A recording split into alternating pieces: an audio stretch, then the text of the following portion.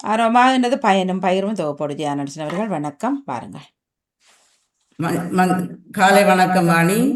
FA TV London Tamil radio பாமக நடாமோகன், பாமக தோப்பாளினி கலைவாணி மோகன், பார்த்தும் கேட்டுக்கொண்டிருக்கும் அனைத்து பாமகர்களுக்கும் அனைவருக்கும் காலை வணக்கத்தை கூறிக்கொண்டு இன்று பயனும் பயிறு நிகழ்வு 236 சமூக ஒருங்கி சபை வலியுறுத்தும் ஆண்டு 2026 உலக தமிழ் மொழி நாள் மாதம் தை மாதம் தமிழ் வழியை வாழ்வாக்குவோம். இது அதிபர் இரண்டாமன் அவருடைய கூற்றாரையும் நன்றி கூறிக்கொண்டு இந்திய நிகழ்வில் 2026 ஆண்டு தை மாத தொடக்கத்தில் இந்திய விருந்தினராக அதிவணக்கத்துக்குரிய பொகந்தவலா ராகுல தீரு அவர்கள் நுவரெலியா மாவட்டத்திலிருந்து பகிர வந்துள்ளார். அவரை இருகரம் கூப்பி வரவேற்றுக் கொண்டு வாருங்கள். வணக்கம் குரு அவர்களே.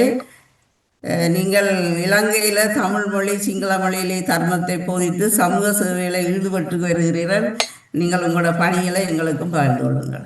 வாருங்கள், பகிர்ந்து கொள்ளுங்கள். நிச்சயமாக அருமை அம்மா, முதலாவதாக எம்மை இந்த நிகழ்வுக்கு அழைத்தமைத்து பெரும் மகிழ்ச்சி அடைகின்றோம். மிகுந்த நன்றி உங்களுக்கும், உங்களோடு சேர்ந்து இந்த நிகழ்வை நடாத்தி கொண்டிருக்கக்கூடிய அனைத்து நல் உள்ளங்களுக்கும் இந்த நேரத்திலே நான் நன்றிகளை கூறிக்கொள்ளுகின்றேன். என்னை பற்றி சொல்லுவதற்கு ஒன்றும் பெரிசாக ஒன்றும் இல்லை. நான் இலங்கை தாயகத்திலே இருந்து உங்களோடு இப்பொழுது நான் கலந்துரையாடல் செய்து கொண்டிருக்கின்றேன். இப்பொழுது நான் இருப்பது சபரகமு மாகாணத்திலே பலாங்குடை விகாரையிலே இருந்து உங்களை நான் தொடர்பு கொள்ளுகின்றேன். என்னுடைய பெயர் பொகவந்தலாவ ராகுல தேரர். சிறு வயதிலிருந்து வாழ்க்கையில் என்னெல்லாம் கஷ்டப்பட வேண்டுமோ அவ்வளோ கஷ்டங்களையும் துன்பங்களையும் வேதனைகளையும் அனுபவித்து விட்டுதான் என் வாழ்க்கையில் துறவரத்தை தேர்ந்தெடுத்தேன், நிம்மதியாக வாழ்வதற்கு, சந்தோஷமாக வாழ்வதற்கு. ஜாதி, மதம், மொழி, இனம், உயர்ந்தவன் தாழ்ந்தவன், ஏழை பணக்காரன் என்ற எந்த எண்ணமும் வராமல் மனிதர்களோடு மனிதனாக வாழ வேண்டும் என்ற ஒரு முடிவில் என் வாழ்க்கையில் முதலாவதாக மனதை துறவரம் அழைத்து, அதன் பிறகு காவியை போத்தி உடம்பையும் துறவரம் அழைத்து சென்று கொண்டு இருக்கின்றேன். இதிலே என் வாழ்க்கையில் மக்களுக்கு தர்மத்தை போதிக்க வேண்டும் என்று நினைத்தேன். இலங்கைய தாயகத்திலே தமிழ் மொழி, அதே போல் சிங்கள மொழி முக்கியமான 2 மொழிகள். இந்த 2 மொழிகளும் என்னுடைய 2 கண்களை போடும். ஆகையால் இந்த 2 மொழிகளையும் முழுமையாக என்னால் முடிந்தவரை படித்து இன்று மக்கள் மத்தியிலே இந்த நாட்டிலே நடந்த அசம்பாவிதங்களை தாண்டி வந்து தமிழ் மக்களுக்கும் சிங்கள மக்களுக்கும் ஒரு பாலமாக இருக்க வேண்டும். இந்த உலகத்தின் இயற்கையின் உண்மையை இந்த உலகத்திற்கு போதிக்க வேண்டும். கேட்பவர்கள் கேட்பார்கள், தள்ளிவிட்டு போறவர்கள் தள்ளிவிட்டு போவார்கள். நான் நல்லவன் என்று இன்னொருவருக்கு நிரூபிக்க வேண்டிய அவசியம் கிடையாது. என்னை எல்லாரும் நல்லவன் என்று சொல்ல வேண்டும் என்று கூட நான் ஒருபோதும் நினைத்ததும் கிடையாது. உலகத்திலே பிறந்தவர்கள் எல்லாரும் கெட்டவர்களும் இல்லை, நல்லவர்களும் இல்லை. சந்தர்ப்ப சூழ்நிலையால் நல்லவர்களாகவும் மாறுகிறார்கள், கெட்டவர்களாகவும் மாறுகிறார்கள். இந்த உலகத்தில விதி என்று ஒன்று இருக்கின்றது. அதை மாற்றி அமைப்பதற்கு ஒரு மகான் இந்த உலகத்தில் இல்லை. நடப்பவை நடந்து கொண்டே இருக்கும். நாம் நினைக்க வேண்டும், இதுவும் கடந்து போகும், இனிமேலும் நன்மைகள் வரும் என்று நினைக்க வேண்டும். அப்படி நினைத்து இலங்கையிலே ஒரு பக்கம் என்னுடைய இறுதி ஆத்ம மோட்சம் அடைய வேண்டும் என்ற எண்ணத்தோடு அமைதியான வாழ்க்கை, இரண்டாவது நான் படித்து புரிந்து கொண்ட தர்மத்தை இன்னொருவருக்கும் போதிக்க வேண்டும் என்ற ஆவலோடு போதித்துக் கொண்டு இருக்கின்றேன். மூன்றாவது, இந்த உலகத்திலே இல்லாதவர்களுக்கு உதவி செய்ய வேண்டும் என்று இருப்பவர்களிடத்திலிருந்து எடுத்து வாங்கி இல்லாதவர்களுக்கு உதவி செய்து கொண்டிருக்கிறேன். இது மூன்றுதான் என்னுடைய சமூக சேவை. அதை அதிகமாக இந்த உலகத்திலே கொரோனா என்கிற கொடிய நோயின் ஆரம்பத்தில் இருந்து இன்று வரை என்னால் முடிந்த வரைக்கும் சேவைகளை செய்து கொண்டிருக்கின்றேன். நிறைய உறவுகள் நம்மளோடு இருக்கின்றார்கள். பல வெளிநாடுகள் இருக்கக்கூடிய ஈழத் தமிழர்கள் ராகுல தேரர் மீது மரியாதை வைத்து அன்பு வைத்து எம்மோடு தொடர்பு கொண்டு பல உதவிகளை செய்கின்றார்கள். இலங்கை பூராக இருக்கக்கூடிய தமிழர்கள் சிங்களவர்கள் எம்மோடு தொடர்பு கொண்டு முடிந்தவரை கைகோர்த்து கொண்டு பயணிக்கின்றோம். இதுதான் ராகுல தேரருடைய பயணம். கேள்வி எதுவும் கேட்க இருந்தால் கேளுங்கள். அவர்களே உங்களோட பணிகளை பற்றி நானும் பல யூடியூப்ல பார்த்துருக்கிறேன். இப்போ இயற்கை அனர்த்தங்கள் நடந்த நேரம் நீங்கள் அங்கே மலைநாட்டு பகுதிகளுக்கு போய் வீடுகளுக்குள்ள போய் பிள்ளைகளோட சந்திச்சு உங்களோட படிப்பு என்ன, நீங்கள் உங்களோட சாப்பாடு உங்களோட குசினி இப்படி என்றதெல்லாம் நீங்கள் செய்ததை நான் பார்த்துருக்கிறேன். அதைத்தான் உங்களோட பணிகளை எப்படி செய்கிறீர்கள், எப்படி அங்கே மக்கள் வாழ்கிறார்கள் என்றது அந்த நோக்கத்தின்படி தான் உங்களை நான் இன்றைக்கு எடுத்தேன். உங்களோட உறவுகளை எல்லாம் கேட்டுக்கொண்டிருப்பார்கள். உங்களோட பணிகளை நீங்கள் திருப்பி சொல்லலாம். மற்ற நீங்கள் அந்த ஒரு இஸ்லாம் பிள்ளைக்கு ஒரு குடும்பத்தில் ஒரு பிள்ளைக்கு நீங்கள் உதவி செய்து அந்த பிள்ளை சுகம் பெற்றிருந்ததையும் பார்த்திருந்தேன். அந்த சிறப்புகளை எங்களோட லண்டன் தமிழ் ரேடியோ உறவுகளோட பகிர்ந்து கொள்ள அவர்களை மறைந்து கொள்ளலாம்ன்றதுக்காகத்தான் உங்களை வரவேற்றேன். நிச்சயமாக அம்மா, நான் நினைத்தது நாம் இந்த கருத்தை சொல்லி நான் ஆரம்பிக்கின்றேன். கௌதம புத்த பகவானிடத்திலே போய் ஒரு சைவ சமயத்தை பின்பற்றிய ஒரு பிராமணர் போய் புத்த பகவான்கிட்ட கேட்கிறாரு, சுவாமி அவர்களே, மனிதனுடைய ஆயுள் காலம் எவ்வளவு என்று எனக்கு கொஞ்சம் எடுத்து உரைக்குமாறு. கௌதம் புத்த பகவான் அதை கேட்டுவிட்டு எங்களை போல சீடர்களை அழைத்து நீங்கள் சொல்லுங்கள், ஒரு மனிதனுடைய ஆயுள் காலம் எவ்வளவு என்று கேட்கிறார். அப்ப அந்த தேரர்கள் அந்த சுவாமிகள் சொல்றாங்க, 50 வருடம் 100 வருடம் வாழலாம் சுவாமி என்று சொல்லி. ஆனால் இதை கேட்ட கௌதம் புத்த பகவான் சொல்லுகின்றார், இல்லை சீடர்களே, நீங்கள் செய்த நல்லவை கெட்டவை விதி ஊடாக உங்களை பின்தொடர்ந்து வந்து கொண்டுதான் இருக்கும். அதை மாற்றி அமைப்பதற்கு இந்த உலகத்தில் ஒரு மகான் கிடையாது. அப்போ மேலே எடுத்த மூச்சை கீழே விட்டாதான் தெரியும் நாம் எல்லாம் உயிரோடு இருக்கின்றோம் என்று சொல்லி, அப்படி என்று இந்த தர்மத்தை போதிக்கின்றார். ஆகையால் அம்மா, நான் புரிந்து கொண்டது, மேலே எடுத்த மூச்சை கீழே விட்டாதான் தெரியும் நாங்க உயிரோடு இருக்கின்றோம் என்று சொல்லி, அப்போ எங்களுடைய ஆயுள் காலம் ஒரு நிமிடம், ஒரு செகண்ட், ஒரு நிமிடம் தான் இருக்கின்றது. அதை கடந்து சென்றாதான் எங்களுடைய அடுத்த கட்டத்தை நோக்கி போகலாம். ஆக நான் யோசிப்பது, அந்த ஒரு நிமிடம் மனிதனாக வாழுவோம், மதம் கடந்த மனித நேயத்தை பரப்புவோம். காரணம், இந்த உலகத்திலே ஒவ்வொரு நிமிடமும் அழிந்து கொண்டு இருப்பது மனிதநேயம். ஒவ்வொரு நிமிடமும். அப்ப அந்த ஒவ்வொரு நிமிடமும் புரிந்து கொண்டு நாம் மனிதநேயத்தை மீண்டும் மீண்டும் தோண்டி எடுத்து சமூகத்திலே கொடுக்க வேண்டும் நான் பயணிச்சோம். அதிலையும் இந்த இலங்கை தாயகத்திலே 35 வருடம் மகா யுத்தம் நடந்தது. அதிலே பேரழிவை நாங்கள் சந்தித்தோம். ஏதோ ஒரு வகையில் அது முடிந்து இன்று ஏதோ எல்லாரும் ஒரு அமைதியாக சந்தோஷமாக வாழ்ந்து கொண்டிருந்தார்கள். இனிமேலும் எம் நாட்டுக்கு அப்படி ஒரு யுத்தம் தேவையில்லை. அப்படி ஒரு யுத்தத்தை சந்திப்பதற்கு எங்கள் மனதிலே தைரியமும் இல்லை. அப்படியே வந்தாலும் யுத்தத்துக்கு போவதற்கு எங்கள் தாய்மார்கள் பக்கத்திலே இளம் மாணவர்கள் இல்லை. அது சிங்களமாக இருக்கலாம், தமிழாக இருக்கலாம். அதே போல் மீண்டும் தாய்மார்கள் தன் முன்னே தன் குழந்தை சாகுவதை பார்க்கும் அளவுக்கு மனதைரியம் இல்லை. இதுகளெல்லாம் மீண்டும் வரக்கூடாது என்று நினைத்து இலங்கை பூராக என் பயணத்தை தொடர்ந்தேன். ஆமா இலங்கை பூராக என் பயணத்தை தொடர்ந்தேன். வடக்கு கிழக்கு ஒன்று மட்டும் இல்லாமல் மலையகம் இலங்கை பூராக சென்ற இடமெல்லாம் கண்களிலே நான் கருணையை வைத்துக் கொண்டு முகத்தில் புன்னகையை வைத்துக் கொண்டு பயணித்தேன். ம். உலகத்திலே உறவுகள் அன்புக்காக ஏங்குகிறார்கள். ஆமா கருணையோடு என்னிடத்தில் யாரும் கலந்துரையாடல் செய்ய மாட்டார்களா என்று பார்க்கின்றார். இதை கொடுத்தபடியாதான் இந்த நாட்டின் முதுகெலும்பாக இருக்கக்கூடிய மலையக உறவுகளை சந்திக்க சென்றேன். மலையகர்கள் தான் இந்த முறை அதிகமாக பாதிக்கப்பட்டவர்கள். அவர்கள் முந்தியும் நிச்சயமாக கஷ்டம்தான், அவர்களுக்கு இப்பவும் கஷ்டம் கூட.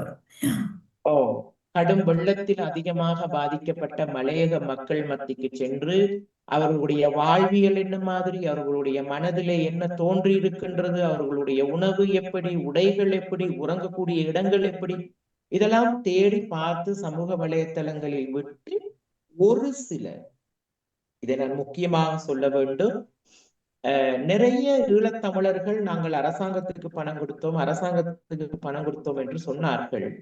அந்த அனுப்பிய பணம் அரசாங்கம் என்ன செஞ்சது என்று எங்களுக்கு தெரியவில்லை. ஆமா அது தவறு, அப்படி அனுப்பி. அதுக்கு பிறகு நாங்கள் எங்களை ஒரு சில உறவுகள், எனக்கு ஒரு விரல் விட்டு எண்ணக்கூடிய ஒரு 6-7 பேர் கொஞ்சம் கொஞ்சம் பணம் கொடுத்து உதவினார்கள் ஈழத்தமிழர்கள். அதிலே நான் பிள்ளைகளுக்கு பாட புத்தகங்கள், ஒரு நேர பசிக்காக உணவு, உடைகள் இப்படியெல்லாம் கொடுத்தோம். ஆனால் பல வெளிநாடுகளில் இருந்து வந்த பணம் மலையக மக்கள் மத்திக்கு சரியான முறையில் போய் சேரவில்லை. ஆமா இரண்டாவது, நாங்கள் போய் பார்த்து முடிந்தவரை அவர்களுடைய அவல நிலைகளை அரசுக்கு தெரிவிச்சிருக்கிறோம், டிஎஸ் ஆபீஸ்க்கு தெரிவிச்சு பயணிச்சு முடிஞ்சவரை அவங்களுக்கு மனதை ஆறுதல் படுத்தி பயணிச்சோம். அதை தான் நீங்கள் ஒரு வீடியோ பார்த்திருந்தீங்க. ஒரு குடிசைக்குள்ளதான் 7 பேர் இருக்கிறாங்க. அந்த வீட்டுல சரியான சாப்பாடு இல்ல, டீ குடிக்க சீனி கூட இருக்க இல்ல, சமைக்கிறதுக்கு உப்பு இருக்க இல்ல, இப்படியான நிலைமைகள் அந்த மலையக மக்கள் மத்தியிலே இருக்கின்றது. அதே போல் ஈழத்தமிழர்களுடைய பணம் வடகிழக்குக்கு அதிகமா வந்தது. ஆனால் இந்த பணங்கள் வடகிழக்கிலே சரியான முறையில் செயல்படவில்லை. சேர்றது இல்லை, அதுதானே பல பேர் விளையாடி வந்த பணமும் மக்கள் மத்திக்கு வந்த பணம் சரியான முறையில செயல்படவில்லை, சரியான முறையில் அதை பாவிக்கவில்லை. பாவித்திருந்தால் இன்றைக்கு ஈழத்தமிழர்கள் நீங்கள் எல்லாம் அந்த நாட்டில் இருந்து அனுப்பிய பணங்களை சரியான முறையில் செயல்படுத்தியிருந்தால் இன்றைக்கு வடகிழக்கு சிங்கப்பூராவே மாறி இருந்திருக்கும். சொல்ற சரி நீங்க. ஆமா, அன்று பேனாவும் பென்சிலும் கையில் வைத்துக் கொண்டு இருந்த வடகிழக்கு இந்த சிகரெட்டும் போத்தலும் வைத்திருக்கக்கூடிய வாலிபர் சமூகமாக மாறி இருக்கின்றது. நான் நினைக்கிறேன் 30-40 வருடங்களுக்கு முன் மலையகத்திலே பாடசாலைகளிலே கற்பித்த ஆசிரியர்கள் வடகிழக்கிலே இருந்து வந்தவர்கள். மலையகத்திலே சரியான ஆசிரியர்கள் இருக்கவில்லை. வடகிழக்கில் இருந்து வந்த ஆசிரியர்கள் தான் கற்பித்தார்கள். ஆனால் இன்று வடகிழக்கு ஆசிரியர்கள் மலையகத்திலே பல பேர் வெளிக்கிட்டு மலையகத்திலே உள்ளவர்கள் படித்து பட்டதாரிகள் ஆகி இன்று மலையகத்திலே வைத்தியர் இருக்கின்றார்கள், சட்டத்தரணிகள் இருக்கின்றார்கள், ஆசிரியர்கள் இருக்கின்றார்கள். இந்த மாதிரியான வியாபாரிகள் எல்லாம் உருவாகிவிட்டார்கள். இருந்தும் சில பேர் என்ன செய்ய வேண்டும் என்பதை விட ஏதோ செய்ய வேண்டும் என்று செய்து கொண்டிருக்கின்றார்கள். எது தேவையோ அதை தான் நாங்கள் செய்ய வேண்டும்.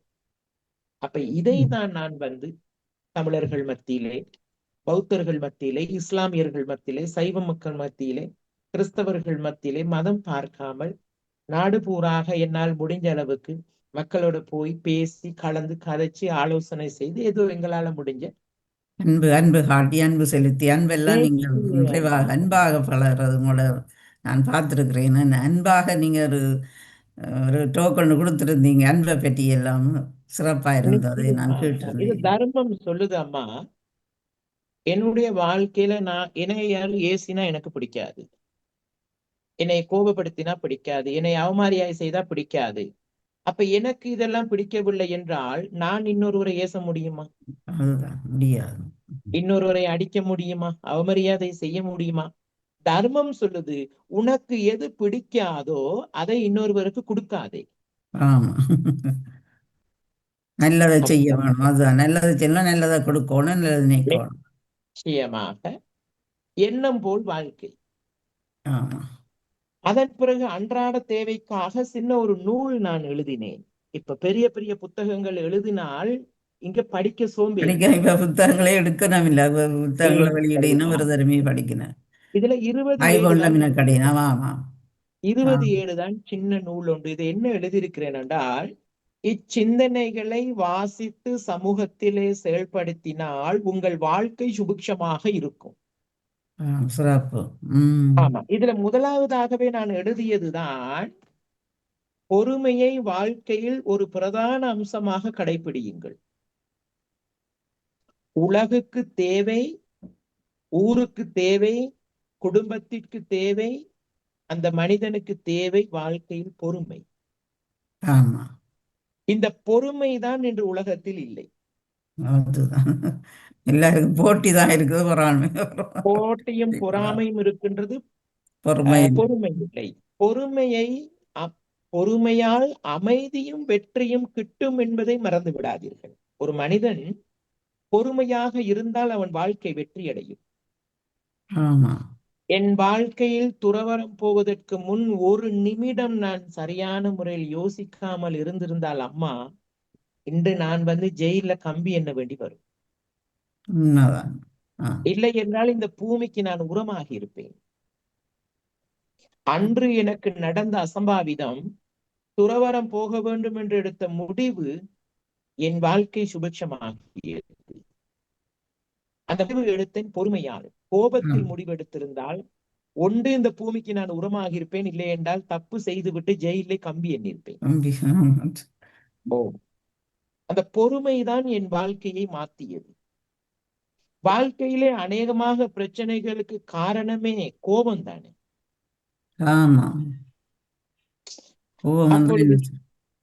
இப்படியான விஷயங்கள் இந்த உலகுக்கு கொடுக்க வேண்டும் என்பதுதான் நான் யோசித்தேன். மீண்டும் என்ன சொல்லுகின்றேன், ஆனால் இப்ப அடுத்த மாதம் 1ஆம் தேதி எங்கள் விகாரையிலிருந்து யாழ்ப்பாணத்துக்கு நான் நடந்து போவதற்காக நினைத்து கொண்டிருக்கிறேன். பாத யாத்திரை செய்வதற்காக நினைத்திருக்கின்றேன். இதை பார்ப்பவர்கள் எங்களுக்கு உற்சாகப்படுத்துங்கள், பிரார்த்தனை செய்து கொள்ளுங்க. வேற யாரும் எங்களோடு இலங்கையிலிருந்து பயணிக்க விரும்பியவர்கள் எங்களோடு பயணிக்கலாம். இந்த பயணத்தின் நோக்கம் இலங்கையின் சமாதானம். சமாதானமா இருக்கணும், பிரச்சனை சமாதானம். தமிழர்களுக்கும் சிங்களவர்களுக்கும் ஒரு பாலம். நாட்டின் தலைமைத்துவம், நாட்டின் அது ஜனாதிபதியாக இருக்கலாம், பிரதமர்களாக இருக்கலாம், யாராக இருந்தாலும் அவர்களுக்கு ஒரு செய்தியை கொடுக்க வேண்டும். நடந்து வாழ்ந்த தலைவர்கள் நாட்டில் குழப்பத்தை தான் கொண்டு வந்தார்கள். வாழ்ந்து கொண்டிருக்கும் தலைவர்களாவது நாட்டிலே நல்லிணக்கத்தை உருவாக்குங்கள். நாளை பிறக்கும் குழந்தைக்கு நல்லதொரு சமுதாயத்தை உருவாக்கி வைக்க வேண்டும். இல்லை என்னால் வாழ்க்கை வேஸ்ட் ஆகிவிடும். அதுதான் எல்லாம் வருங்கால சிறார்கள் தான் இருக்கு, தங்கி இருக்குது. அவர்கள் கேட்பார்களே, நாட்டுல எங்களுக்காக என்னத்தை சேர்த்து வச்சீங்க? சேர்த்து வச்சிருக்கிறோம், வேறொன்றும் சேர்த்து வைக்கலையே.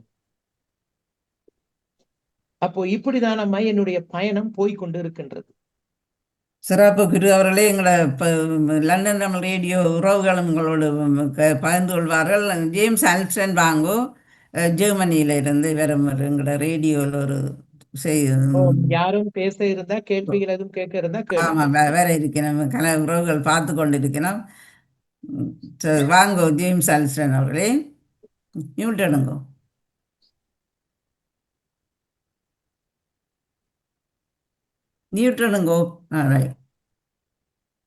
நிறைந்த வணக்கம். அழகான செய்தி நீங்கள் தந்தீர்கள். ஒவ்வொருவரும் தங்களுடைய வாழ்க்கையிலே தோல்வியிலே இறைவனை தேடுகின்றார்கள். இந்த தோல்வியிலே ஒன்றில் அவர்கள் இறந்து போகிறார்கள், முடியாத நிலையிலே இறைவனை தேடுகின்றார்கள். அவ்வகையான ஒரு வழியிலே வந்திருக்கிறீர்கள். உங்களுடைய கருத்துக்கள் நல்லவை.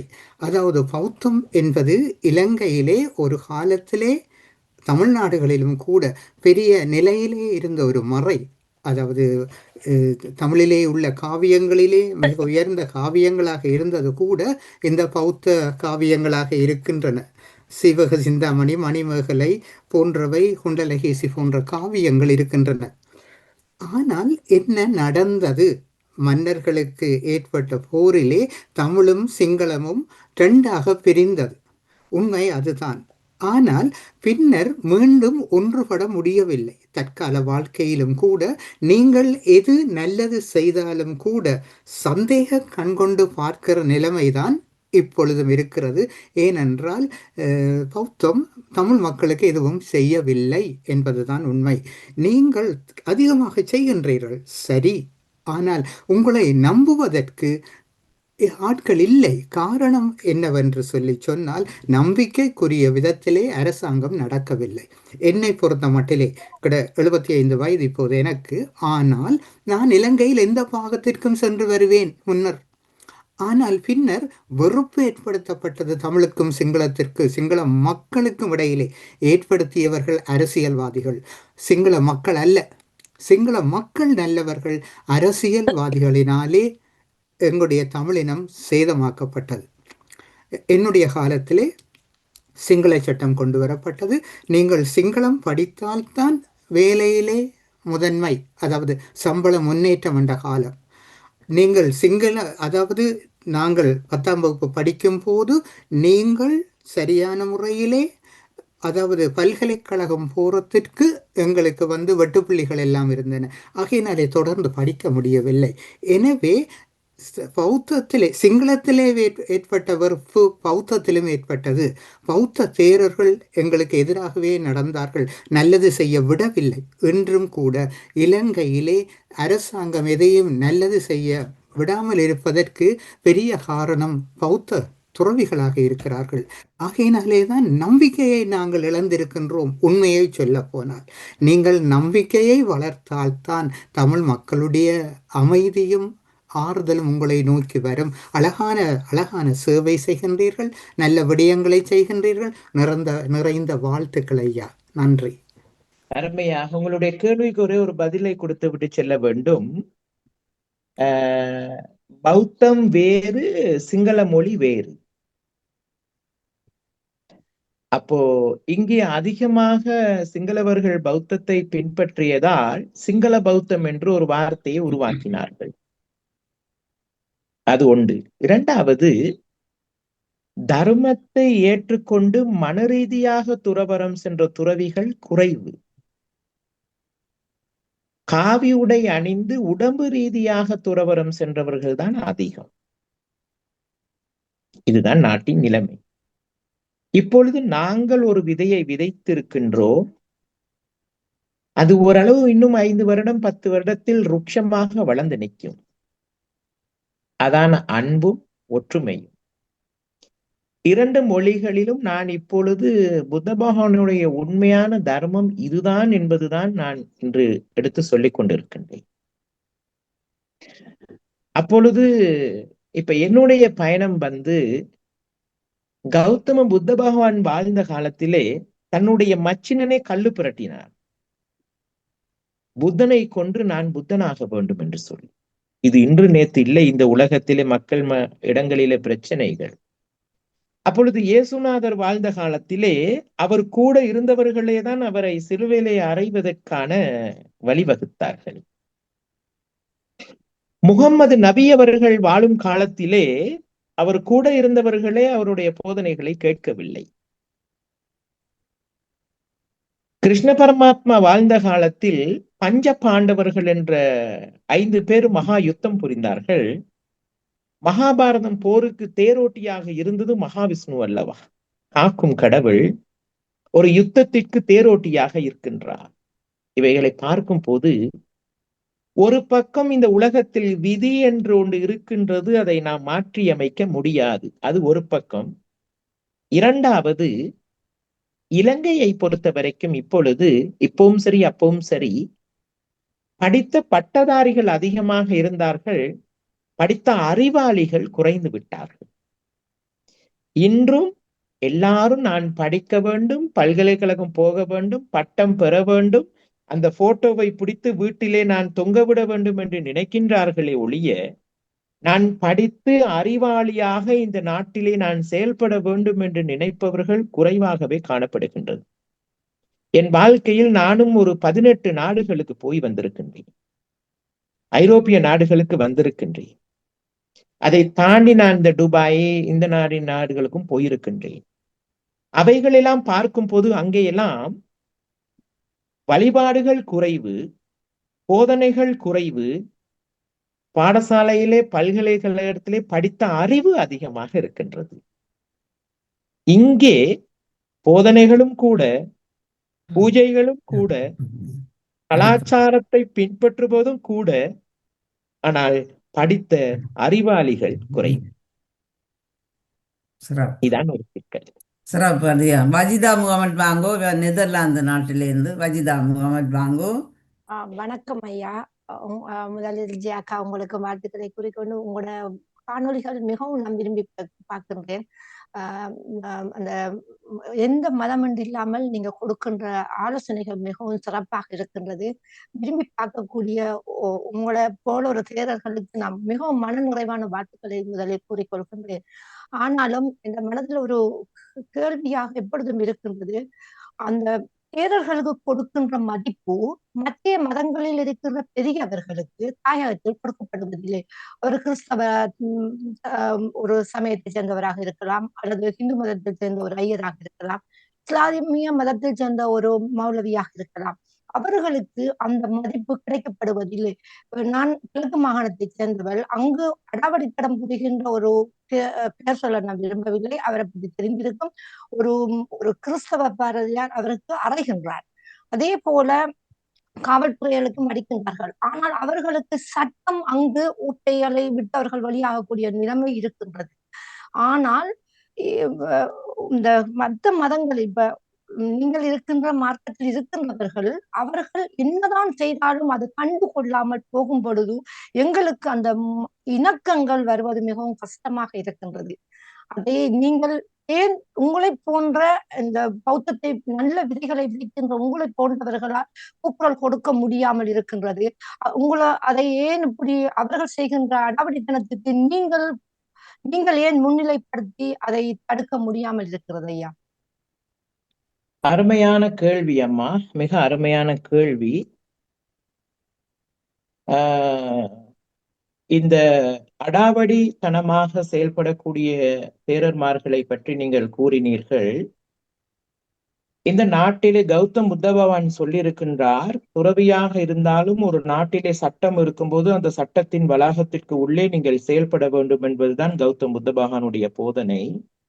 அதே போல் அந்த மாதிரியான விடயங்களுக்கு சட்டம் சரியான முறையில் செயல்பட வேண்டும். ஆனால் இலங்கையிலே சட்டம் எழுதப்பட்டது புத்தகத்திற்கு மட்டுமே ஒழிய அதை சமூகத்திலே செயல்படுத்துவது குறைவாகவே காணப்படுகின்றது. அது இன்று மட்டுமில்லை, அன்று தொடக்கம் இன்று வரை. இருந்தாலும் இன்று நிறைய அது துறவிகளாக இருந்தாலும், இப்ப நேத்து முந்த நாள் திருகோணமலை பிரச்சனையில் 3 துறவிகளை கைது பண்ணியிருக்கின்றார்கள்.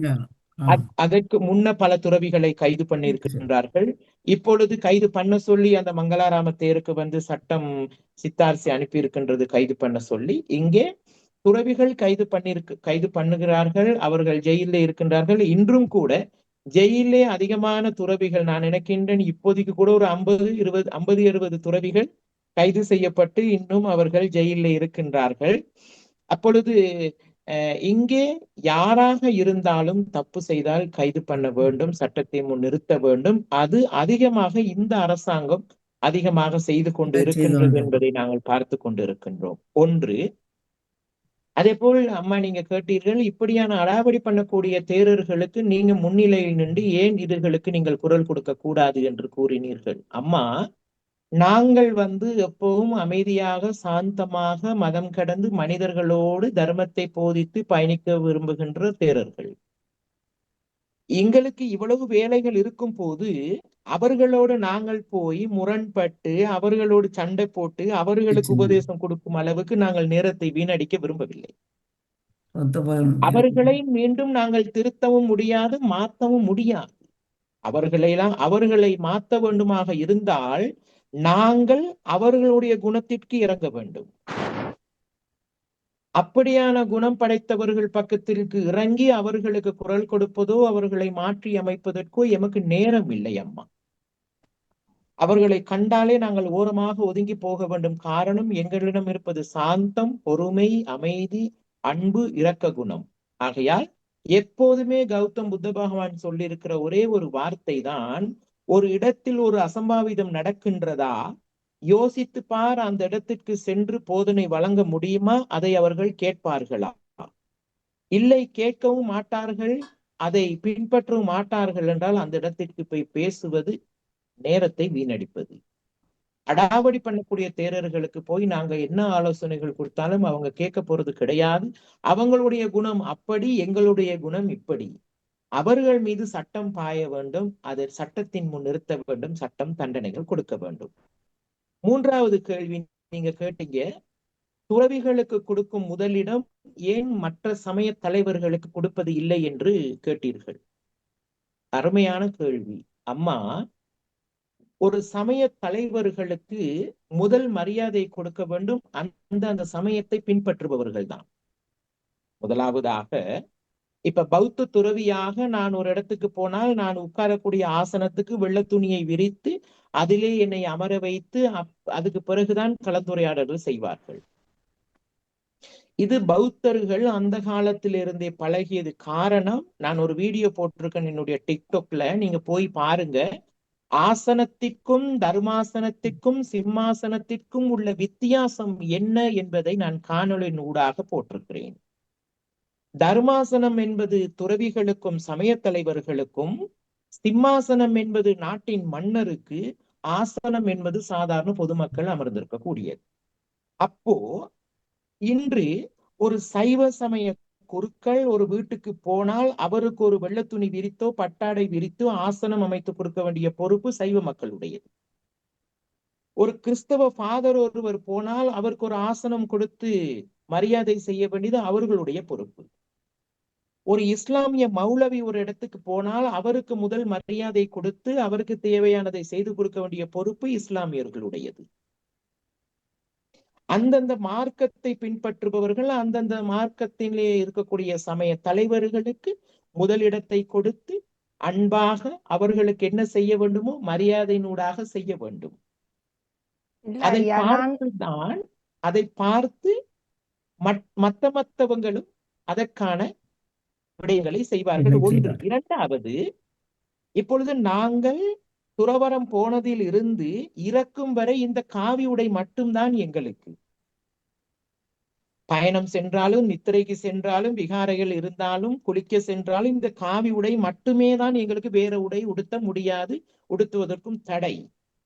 அப்போ நாங்கள் எந்த இடத்துக்கு போனாலும் இவர் ஒரு பௌத்த துறவி என்று இவருக்கு மரியாதை கொடுக்க வேண்டும் என்று கொடுத்து விடுவார்கள். ஒரு சைவ சமய ஐயாவை எடுத்துக்கொண்டால் ஆலயத்தில் மட்டும்தான் மேலாடை இல்லாமல் பூஜை செய்வார். அவர் மற்றபடி வெளியிலே இறங்கிவிட்டால் வேட்டியை கட்டிவிட்டு சாதாரண மக்கள் போல் ஷர்ட்டை போட்டுக்கொண்டுதான் அவர் பஸ்ல ஏறுவார். எல்லாருக்கும் தெரியாது இவர் ஒரு சமய தலைவர் என்று சொல்லி. காரணம், இப்போ கோயில் பூசகர்மாரும் வேட்டி கட்டி மாலை அணிந்து தலையில் முடி வளர்த்து கொண்டு போடுகிறார்கள். மேளம் அடிப்பவர்களும் அதே வேட்டி கட்டி காதுக்கு கம்மல் போட்டு மாலை போட்டு இருக்கின்றார்கள். இதில் எப்படி கண்டுபிடிப்பது இவங்க மேல அடிப்பவர்கள் இவர்கள் பூஜை செய்பவர்கள் என்று கண்டுபிடிக்க முடியாது. அதே போல் ஃபாதர்மார்கள் இருக்கின்றார்கள். சில நேரம் ஃபாதர்மார்கள் லோகுவை உடுத்தி போவார்கள், சில நேரங்களில் அதை கலட்டி வைத்து விட்டு சாதாரண உடை அணிந்தும் அவர்கள் போவார்கள். மௌலவியை எடுத்துக்கொண்டால் மௌலவியும் அதே ட்ரெஸ் தான் உடுத்தியிருப்பார்கள், ஏனைய இஸ்லாமியர்களும் அதே ட்ரெஸ்ஸை தான் உடுத்தியிருப்பார்கள். அப்ப எங்கேயும் போனா பிறகு எல்லாருக்குமே ரைட், இவர் ஒரு சமய தலைவர் என்று அடையாளம் தெரியாது. அப்போ அந்தந்த சமய தலைவர்கள் பின்பற்ற வேண்டும். எனக்கு கொடுத்த ஆடை இதுதான், இதில்தான் நான் இருக்க வேண்டும். இல்ல ஐயா, இதுல எனக்கு ஒரு முரண்பாடு இருக்கின்றது. இந்த கேள்விக்கு நீங்க தெளிவுபடுத்திக் கொள்ளுங்கள். அவங்களோட மார்க்கத்தில் இருக்கிறார்கள். அந்தந்த ஐயர்மாருக்கோ மௌலவிமாருக்கோ பாரதியார்மாருக்கோ அவங்களுக்கு ரெஸ்பெக்ட் கொடுக்கின்றோம். அதை நான் சொல்லவில்லை. ஆடை அவங்களுக்கு அதை சொல்லவில்லை. ஆனால் நீங்க பார்த்திருப்பீங்க, இந்த திருவண்ணாமலையில் இருக்கும் பொழுது அவர் அந்த இடத்துல ஒரு சுவாமி அவர்கள் நிற்கின்றார். அள்ளி ஏற்றி கொண்டு போகின்றார்கள். அதே அதே ஒரு தேரரை அப்படி ஏற்றிருக்க மாட்டார்கள். அப்ப இல்லை பாருங்க, இல்லை, இழுத்து தூக்கி தேரரை கொண்டு ஏற்றினார்கள். நீங்கள் பார்க்கவில்லை அம்மா. நேத்து முந்த நாள் திருகோணமலை இல்ல, பிரச்சனையில என்னதான் தேரர்களை இருந்தாலும் ஐயா, எடுத்துக்கொண்டு ஏற்றினார்கள். நீங்கள் அதுக்குத்தான் இப்ப எல்லா இனவாதத்தை அரசியலுக்கு விதைத்துக் கொண்டிருக்கின்றார்கள் இல்லை, தானே. எல்லா சரிதான். காணொளிகளும் அரசியல் இதுக்குள்ள கதைக்க முதலாவதாக வேண்டாம். அரசியல் இதை கதைக்க வேண்டாம். ஐயா, தாயகத்தில் இருந்து அரசியல் வந்திருக்கிறபடியா வேண்டாம். கேள்விகளை கேட்க இல்ல வேண்டும். அம்மா, அரசியல் இல்லை இல்லை. இல்லை நான் உங்களுக்கு ஒன்றே ரைட்டு ஒன்று சொல்லுங்க. சொல்றேன். பட் கனவே உங்கள் இருக்கு நாம் வாழ்க்கைக்கு கதைக்கிறது. தர்மம் சம்பந்தமாக எதுவும் தேவையா இருந்தா என்னிடம் கதையுங்கள். அதை தாண்டிய விஷயங்கள், கேள்விகளுக்கு என்னால் பதில் கொடுக்க முடியாது. நான் அரசியலில் இல்லை. அதுதான் விடுங்க. நன்றி சரி ஐயா. ஐயா, நன்றி நன்றி, வணக்கம். நன்றி. நகுலோதி வாங்கும், பிரித்தானியால இருந்து நகுலோதி வாங்கும். நகுலோதி அவர்கள் வாங்க, பிரித்தானியா நாட்டிலேருந்து எங்களோட செய்தியாளராக இதில் பணிபுரிகிறார். வாங்குவோம் நகுலோ. வணக்கம் ஐயா. வணக்கம் ஜெயா அக்கா. வணக்கம். நானும் வணக்கம் அம்மா, உங்களுடைய சும்மா இருக்கிறீங்களா? சும்மா இருக்கிறேன். உங்களுடைய உடைக்கும் நீங்க பேசுவதற்கும் சம்பந்தம் இல்லாமல் நல்ல ஒரு வழியில் பேசுவதால் நான் உங்களை முன்னரே இந்த வீடியோக்களில் பார்த்திருக்கிறேன். ஒரு வீடியோ ஒன்று சமயம் எனக்கு நினைவுக்கு வரவில்லை. அதை கேட்டதிலிருந்து சரியான ஆச்சரியப்பட்டேன். ஆனா இப்போது நேரடியாக உங்களுடைய உரையை கேட்கும்போது மிக மிக சந்தோஷமாக இருக்கிறது. நீங்கள் நினைப்பது போல இந்த உலகத்தில் இருக்கிற மக்கள் சந்தோஷமாக வாழ வேண்டும் என்று நானும் விரும்புகிறேன். அன்புடையவர்களாக இருக்க வேண்டும், நல்லவற்றை செய்ய வேண்டும் என்று உங்கள் வழியும் உங்கள் கடமையும் நீங்கள் செய்வதையும் சிறப்பாக வாழ்த்தி கொண்டு நானும் கேட்டுக்கொண்டிருந்தேன். உங்களுக்கு மிக்க மிக்க நன்றியும் வரவேற்பும். நன்றி ஐயா. நான் விடைபெறுகிறேன். மற்றவர்களும் வருவார்கள். மிக்க நன்றி நன்றி. நகுலோதி. நீங்கள் காட்டிய அன்புக்கும் மரியாதைக்கும் மிக்க மிக்க நன்றி. நன்றி நகுலோதி தில்லத்தேவன் அவர்களே. அடுத்தபடியாக நேவிஸ் பிலிப் வாங்கோ. இவர் பிரான்ஸ் நாட்டிலேருந்து நேவிஸ் பிலிப் வாங்கோ. ஆமாம், வந்துவிட்டேன். வணக்கம். வணக்கம் ஐயா. உங்களுடைய உரைகளை நான் மிகவும் கவனமாக கேட்டுக்கொண்டிருந்தேன். மிகவும் சிறப்பாக இருந்தது. உங்களுடைய பேச்சிலே ஒரு பண்பு தெரிந்தது. நீங்கள் ஆற்றிய அந்த உரையின் மூலம் நீங்கள் எப்படியான உங்களுடைய மனநிலைகள் எப்படி இருக்கின்றது, உங்களுடைய தேவைகள் எப்படி இருக்கிறது என்பதை நான் அறிந்து கொண்டேன். மிகவும் சிறப்பாகவே நீங்கள் இந்த உரையை ஆற்றி கொண்டிருந்தீர்கள். மிகவும் சிறப்பாக இருந்தது. 62ஆம் ஆண்டு அளவில் நான் ரத்மலானே என்ற ஒரு ஊரிலே எனது சகோதரி இருந்தால் அவளோடு நான் இருந்தேன். அப்போது இந்த உங்களுடைய சமயத்தை சேர்ந்தவர்கள் இப்படி இந்த காலத்தில் நான் பார்ப்பது போல இல்லை. அவர்கள் அந்த கையில் ஒரு பாத்திரம் வைத்துக்கொண்டு வீடுகளில் வந்து இறந்து சாப்பாடு வாங்கி அவர்கள் உண்ட காலம் அந்த 60-62களில் நான் பார்த்திருக்கிறேன். அப்போதெல்லாம் அவர்களுக்கு மிகுந்த மரியாதை கொடுப்பார். எல்லா மக்களும் மிகுந்த மரியாதை கொடுத்து அவர்களை அப்படி திருவோடு ஏந்தி சாப்பிடுபவர்களம்மா இன்றும் இருக்கிறார்கள். இன்றும் இருக்கிறாங்க. அவர்களுடைய காணொளிகள் வெளியிலே வருவது குறைவு. காரணம் என்றால் உலகத்தை குழப்புவதற்கான காணொளிகளை தான் அதிகமாக மீடியா பகிர்ந்து கொண்டிருக்குமே ஒழிய உலகத்தை அமைதிப்படுத்துவதற்கான காணொளிகளை பகிர்வது குறைவு. நிச்சயமாக இந்த கூட்டங்களாக நாங்கள் காணுவது கிடையாது. காலையில் அந்த பர்ணசாலையில் அவர்கள் ஓதுகிற அந்த சத்தங்கள் கேட்டுக்கொண்டிருப்போம். எங்களுக்கு சிங்கள மொழி பெருசாக தெரியாது. கேட்கும்போது மிகவும் சந்தோஷமாகவே இருக்கும் அந்த காலங்களில். அப்போ மிகவும் மரியாதை, எல்லா மக்களும் இந்த சமயத்திற்கு மிகுந்த மரியாதை கொடுத்து தான் அந்த காலத்தில் வாழ்ந்திருந்தார்கள். இந்த காலம் இந்த அடாவடித்தனங்கள் கூடினதால் அவர்களுக்கு அந்த சமயம் மட்டும் சொன்னாலே ஒரு ஒரு அலர்ஜி மாதிரி வந்து விட்டது. ஏன்னா புத்தர் வந்து அகிம்சையைத்தான் போதிச்சார். என்ன அகிம்சையை போதிச்சார். எல்லாம் நல்லா அன்பாக இருக்க வேணும், அன்பை போதித்தார்.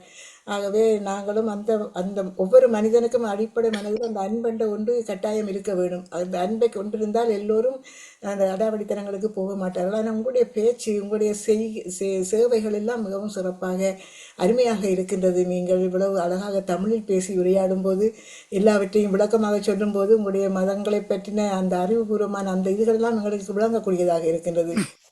நன்றி நன்றி. அடுத்ததாக நன்றி. நேவிஸ் பிலிப் அவர்களே பிரான்ஸ் நாட்டிலிருந்து உங்களுக்கு வாழ்த்துக்களையும் கூறிக்கொண்டு அடுத்ததாக நவுலா சிவநாதன் வாங்கோ. இனிய வணக்கம் ஐயா. இனிய வணக்கம் ஜெயாக்கா. ஜெர்மனி நாட்டில இருந்து ஒரு தொகுப்பாளினி. வணக்கம் வணக்கம் ஐயா. அருமையான வணக்கம் அந்த அன்பே வழியில் உங்களுடைய பயணம் இருப்பதை நினைத்து உண்மையிலேயே மகிழ்ச்சி அடைகிறேன். இதான் இன்றைக்கு வேணும். திருமந்திரமும் எங்களுக்கு சொல்லுது ஐயா, அன்பே சிவம் அண்டு. ஆகவே அந்த அந்த சிவத்தின் வழி போல நீங்கள் பௌத்த மதத்தை தழுவினாலும் அந்த அன்பின் வழியில் செல்வது ஆனந்தமாக இருக்கின்றது ஐயா. உங்களோட பல காணொளிகளை நானும் பார்த்திருந்தேன். உங்களோட பேச்சுக்கள் தமிழ் சமுதாயம் மத்தியிலும் ஒரு வியப்பை தந்த ஒன்றாக இருக்கின்றது. உண்மையிலே அந்த அகிம்சை வழியில் நீங்கள் செல்வதையிட்டு மனதார வாழ்த்தி கொள்ளுகிறேன். ஏனென்றால் நாங்கள் பௌத்த துறவியாக உங்களை பார்க்கவில்லை. பௌத்த துறவியாக நீங்க இருந்தாலும் ஒரு அன்பு செய்யக்கூடிய ஒரு நல்லோரை பார்க்கிற நினைவுதான் உங்களை பார்க்கும்போது எனக்கு உருவாகிறது. அதாவது மகிழ்ச்சி ஒரு பக்கம் இருந்தாலும் ஐயா, அந்த வழியை பெருமைப்படுத்த வேண்டிய உண்டு. எனக்கு ஒரு கேள்வி ஐயா, என்னென்றால் எப்படி நீங்க தமிழை கற்றிருக்கிறீர்கள்? எவ்வளவோ பௌத்தத்தில அதை படிச்சு அதன் பால் ஒழுகிறவர்கள் தான் அதிகமாக இருப்பார்கள். அந்த சிங்களவர் மத்தியில் நீங்கள் தமிழை விரும்பி படித்ததன் நோக்கம் என்ன என்று நான் கேட்க வேணும் போல் இருந்தது ஐயா. அருமையான கேள்வி அம்மா. நான் சிறு வயதிலிருந்து தமிழையும் சிங்களத்தையும் கலந்து படித்து தமிழ் சிங்களம் கலந்த குடும்பங்களில் வந்ததால் இன்று இவ்வளவு அழகாக தமிழ் படிக்க முடிந்தது. நன்றி நன்றி, மிகச் சிறப்பு. ஏனென்றால் நாங்க கவலைப்படுறோம் ஐயா, அந்த இடத்துல இருந்து நாங்கள் சிங்களத்தை படிக்காமல் வந்து விட்டோமே, சிங்களத்தை படிக்கவில்லையே. எங்களுக்கு அப்படி ஒரு சந்தர்ப்பமும் வரையில. எங்களோட காலம் முழுவதும் போர்க்காலமாக அமைந்ததனால் எங்களால முடியவில்லை. அப்ப நான் நினைத்து கொள்வேன் அந்த மொழியின் தன்மையையும் படித்திருக்கலாமே என்று. இன்று நாங்கள் புலம்பெயர்ந்து வந்து வேற்றுமொழி சூழலுக்குள் இருந்து வேற்றுமொழியை கற்கின்ற இதே நேரத்தில் எங்கள் தாயக சூழலில் இருக்கிற தாயக மொழிகளில் ஒன்றான இந்த மொழியை கற்கவில்லை என்று. ஆகவே நீங்கள் கற்று இவ்வளவு தூரம் உயர்ந்து அதை விட நல்ல சேவை செய்கிறீர்கள் ஐயா. உங்களுக்கு மிகுந்த பாராட்டுகளும் நன்றிகளும். இறைவன் உங்களை ஆசீர்வதிப்பானாக ஐயா. நன்றி நவலா சிவநாதன் அவர்களே. அடுத்த ராஜினி அல்போன்ஸ் வாங்கோ. நேரத்தை கவனிக்க வேண்டும். ராஜினி அல்போன்ஸ் வாங்கோ. வணக்கம், ஜெர்மன்ல இருந்து ராஜினி அல்போன்ஸ். ஜெர்மனி இன்றைய நிகழ்வில் ராகுல தேவோ அவர்களுக்கு எங்கள் குடும்பத்தின் சார்பில் வணக்கத்தையும் வாழ்த்துக்களையும் கூறுகின்றேன். சிறப்பு தமிழ் உச்சரிப்பு நாங்கள் கூடி இப்படி கதைக்க மாட்டோம். நான் இது உங்களோட இது நானும் பார்த்திருக்கின்றேன். நல்ல அழகான தமிழ்ல பேசுவீர்கள். சிறப்பான வாழ்த்துக்கள். நல்ல உச்சரிப்பு, நல்ல விளக்கம். எல்லாருக்கும் நல்லா விளங்குது உங்களோட தமிழ்.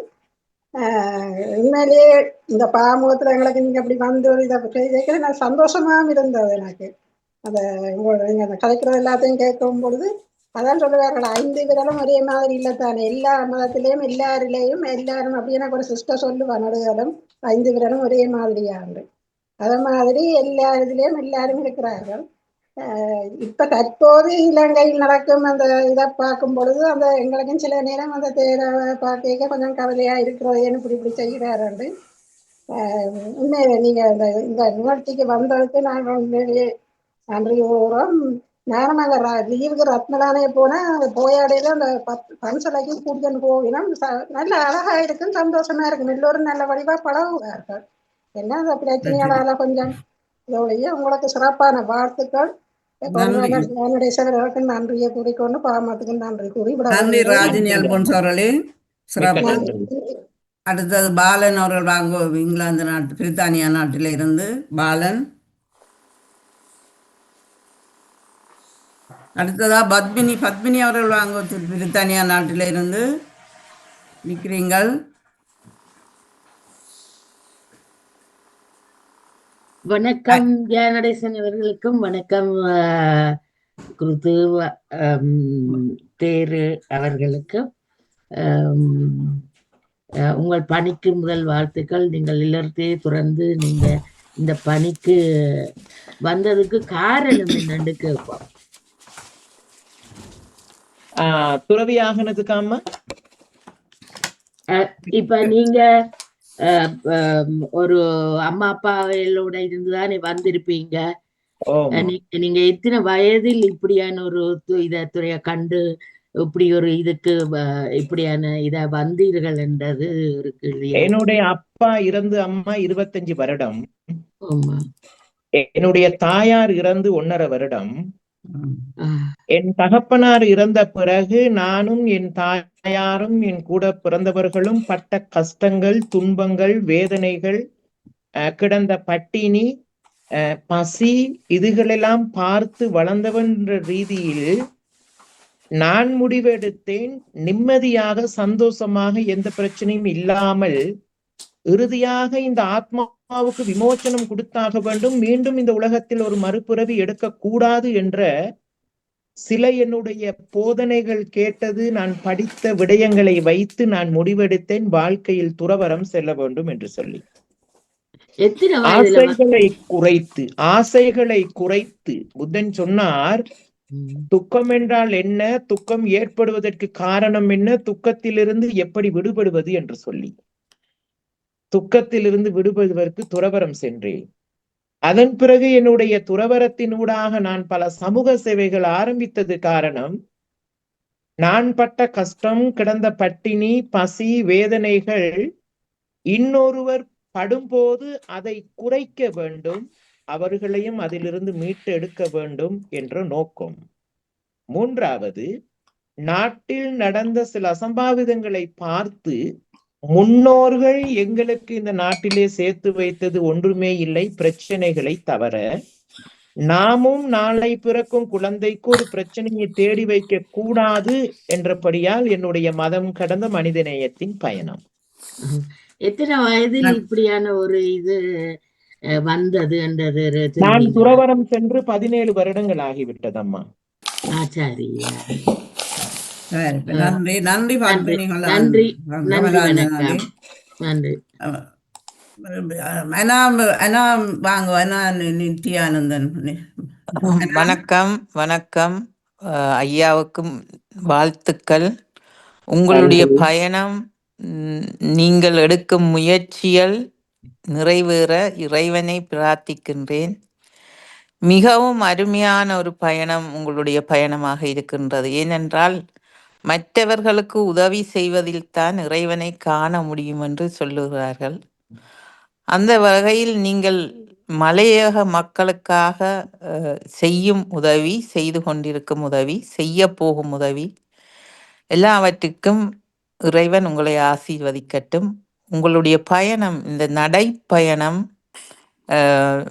நடைப்பயணத்தில் செல்லும் பொழுது அந்த பயணத்தினூடாக உங்களுக்கு எந்த ஒரு இடைஞ்சலும் வராமல் இறைவன் உங்களை வழிநடத்தி செல்லட்டும். மீண்டுமாக நீங்கள் செய்யும் ஒவ்வொரு சேவையும் மென்மேலும் வளர வேண்டும். அதற்கு இறைவன் உங்களை ஆசீர்வதிப்பார். என்னுடைய வாழ்த்துக்களும் உங்களுக்கு உரித்தாகட்டுக்கும். நன்றி. நன்றி அண்ணா. ஜெர்மனி நாட்டில இருந்து அடுத்தபடியாக கௌமலர் கல்விராஜன் வாங்கோ. வணக்கம் தியானடேசன் அவர்களே, வணக்கம் தேர் ஐயா அவர்களே. நான் முதல்ல இருந்து இதுவரை கேட்டுக்கொண்டே இருந்தேன். உங்களுடைய அன்பான பேச்சுக்கள், தத்துவமான கருத்துக்கள், உண்மைகளை நீங்கள் செய்யும் ஒவ்வொன்றும் மிக உன்னதமானவை. கேட்டுக்கொண்டிருக்கும் போது மிக மிக ஆறுதலாகவும் இருந்தது மனதுக்கு. இன்னும் உங்களுடைய சேவை நிறைந்து மக்களுக்கு சேர வேண்டும் என்று மனதார வாழ்த்தி எல்லாம் வல்ல இறைவனை வேண்டி அன்புடன் விடைபெறுகிறேன். நன்றி வணக்கம். தியானதேசன் அவர்களே, உங்களுக்கும் மிக்க நன்றி. நன்றி வணக்கம். நன்றி கல்விராஜன் அவர்கள், ரேடியோ ஒரு தொகுப்பாளினி. அடுத்தது ஈஸ்வரன் அவர்கள் வாங்க, எங்களுடைய ரேடியோக்கு ஆலோசகராக இருக்கிறார். வாங்க லண்டன் ஈஸ்வரன் அவர்கள். வணக்கம். குருவான ராகுல தேரரை முன்னிட்டு இந்த பாமுக நிறுவனர் திரு நடாமோகன், திருமதி வாணிமோகன், மகள் ராகவி உட்பட்டு இந்த பாமுகத்தின் உறவுகள் அனைவரும் உட்பட்டு இன்றைய தொகுப்பாளினி இந்த நிகழ்ச்சிக்கு உங்களை கொண்டு வந்து இந்த நிகழ்ச்சியை சிறப்பாக நடத்தும் திருமதி ஜெயா நடேசன் அவர்களுக்கும் எனது அன்பான வணக்கம். வணக்கம். தேரரின் உங்களின் பேச்சில் அமைதி, ஆழ்ந்த அறிவு, அறிவுரை இப்படி பலவற்றை தெளிவாக அறியக்கூடியதாக நீங்கள் அறிவிப்பதாக நான் உணர்கிறேன். நன்றி. என்னுள் பல வினாக்கள் எழுகின்றன. ஆனால் அனைத்தும் கேட்கவும் முடியாது, அனைத்துக்கும் விடை கூறவும் நேரமும் முடியாது. உங்கள் பேச்சில் ஒரு திறமையுண்டு. ஆனால் அந்த திறமையை பாவித்து மக்களின் முடிவு கொண்டு வர முடியுமா என்ற பெருங்கேள்வி ஒன்று என் முன்னில் நிற்கின்றது. எதிர்காலத்தில் நீங்கள் ஒரு யாத்திரை போவதாகவும் கூறினீர்கள். நல்லது. மக்களுக்கு ஒரு எழுச்சி உணர்வை ஊட்டும் ஒரு செயல் அது. யாத்திரைகள் ஏற்படுத்தி நடத்தி மக்களின் ஆசைகளை குழியுள் புதைத்ததும் இந்த பாத யாத்திரைகள் சில. எங்கள் நாட்டில் நீங்கள் கூறியது போல் அந்த மதத்தை பின்பற்றும் இனம் சிங்களவர்களாக இருப்பதால் பெரும்பான்மையாக அது சிங்கள பௌத்த என்றொரு நாமத்தை ஏற்படுத்தி உருவாகி எங்கள் நாட்டில் நல்லதும் கெட்டதும் தலைவிரித்தாடுகின்றது. அந்த நாக குழிக்குள், நாகத்திற்குள் ஒரு நாக்கிழி புலி போல் என்றுதான் நான் கூறுவேன், மன்னிக்க வேண்டும்.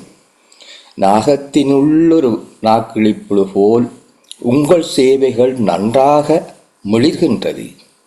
ஆனால் அவை அனைத்தையும் தாண்டி நீங்கள் நினைப்பது உங்கள் அறிவுரைகளும் உங்கள் நன்மையான காரியங்களையும் முன்னெடுத்து செல்லலாமா என்பதும் எனக்குள் ஒரு வினா.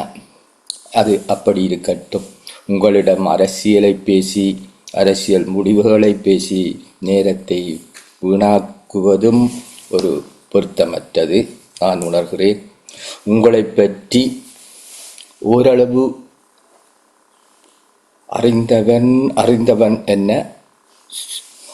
சொல்லலாம். அறிந்தவன் என்ற இதில் சிலவற்றையும் கேட்கலாம். புத்த பகவான் சித்தார்த்தன் என்னும் சாதாரண அரச குடும்பத்தில் இருந்து உலக இன்பங்களை துறந்து மக்களுக்காக சேவை செய்ய வேண்டும், இறைபணியா மூலமாக சேவை செய்ய வேண்டும் என்று துணிந்து வெளிவந்து இன்று வரை அந்த தர்மத்தை போதித்து கொண்டு இருக்கும் ஒரு தர்மம். அது சமயம் அல்ல என்று கூறுகிறார்கள் படித்தவர்கள். புத்த பெருமானே கூறியிருக்கிறார் என்றதை நான் வாசித்துள்ளேன். என்னை வணங்க வேண்டும், என்னை ஒரு இறைவனாக கருத வேண்டாம், என்னை ஒரு குருவாக, ஒரு நல்ல ஆசிரியனாக ஏற்றுக்கொண்டு என் வார்த்தைகளையும் என் அறிவுரைகளையும் பின்பற்றுங்கள் என்றுதான் அவர் இறுதியாக கூறியதாகவும் படித்த பெரியவர்கள் இந்த கூறியதையும் நான் அறிவேன். ஆனால் அதை பின்பற்றும் அந்த மார்க்கத்தை பின்பற்றுபவர்கள் அவரின் வார்த்தைகளை கேட்டு ஒழுகுகிறார்களா என்பதும் ஏற்க முடியாத ஒரு பெரியொரு வாழ்க்கை வரலாறு. தற்காலத்து இந்த புத்த மதம் மார்க்கம் என்பது அரசியலை தவிர்த்து கதைக்கக்கூடிய ஒரு மார்க்கம் அல்ல. அரசியலும் ஏற்பட்டது. எந்த மதமும் அரசியலை தவிர்க்க முடியாது. அன்பு, பாசம், பணிவு இவைகளை அடிப்படையாக கொண்டதுதான் எல்லா சமயமும். எல்லா சமயமும் நல்லதைத்தான் கூறுகின்றது, வாழ்க்கை நெறியைத்தான் கூறி நிற்கின்றது. எனவே ஒரு சமயம் கூடாது, ஒரு சமயம் நல்லதென்று வாதிடுவதோ கதைப்பதோ ஒரு தவறு. நான் என் மதத்தை துதிப்பது பிறர் மதத்தை மதிப்பவன். எனவே உங்களிடம் நான் நேரடியாக கேட்பது, எத்தனையோ ஆயிரம் உங்களைப் போல் துறவிகள் என்று சொல்லும் சங்கங்களும் துறவிகள் என்று நம் நாட்டில் இருப்பவர்களும் ஆயிரம் பேர் இருக்கிறார்கள். நீங்கள் நினைப்பது போல் அது உண்மையான தூய்மையான எண்ணங்களும் இயக்கங்களும். நீங்கள் நினைப்பது போல் நீங்கள் முன்னின்று நடத்துபவை, நீங்கள் முன்னின்று கூறுபவைகள் செல்லுபடி ஆகும் அளவுக்கு உங்களால் தொழிற்பட முடியும் என்ற ஒரு துணிவு உங்களிடம் இருக்கிறதா என்பதையும் கேட்டு அதற்குரிய நடவடிக்கை, செயல்திறன்கள், செயல்முறைகள் அந்த பெரு நாகங்களுக்கு இடையில் நீங்கள் அதை சரிவர அமுல்படுத்த முடியுமா என்பதற்குரிய வழிமுறைகளையும் நீங்கள் எடுக்கும் ஆயுதத்தையும் சிறிதளவு சுருக்கமாக கூறுங்கள். பெரும் பிரச்சினை, பெரும் யுத்தத்தை நீங்கள் கூறியது போல் நாங்கள் நினைப்பது போல் உங்கள் அனுபவத்தில் 35 வருடங்கள் பெரு யுத்தத்தை கண்டு கழித்து இதுவும் கடந்து போகும் என்ற நிலையில் வாழ்ந்து கொண்டிருக்கின்றோம். அந்த பெரு யுத்தம் ஆயுதத்தை கொண்ட யுத்தம். ஆனால் அதைவிட பெரிய யுத்தம் எங்கள் வாழ்வு, எங்கள் அரசியல் வாழ்வு, நாட்டு வாழ்வு, சாதாரண வாழ்வில் நாங்கள் இன்று வரை யுத்தம் ஒன்றை எதிர்கொண்டு அனுபவித்துக் கொண்டிருக்கின்றோம். அதுதான் அரசியல் யுத்தம். எனவே அரச குடும்பத்தில் இருந்து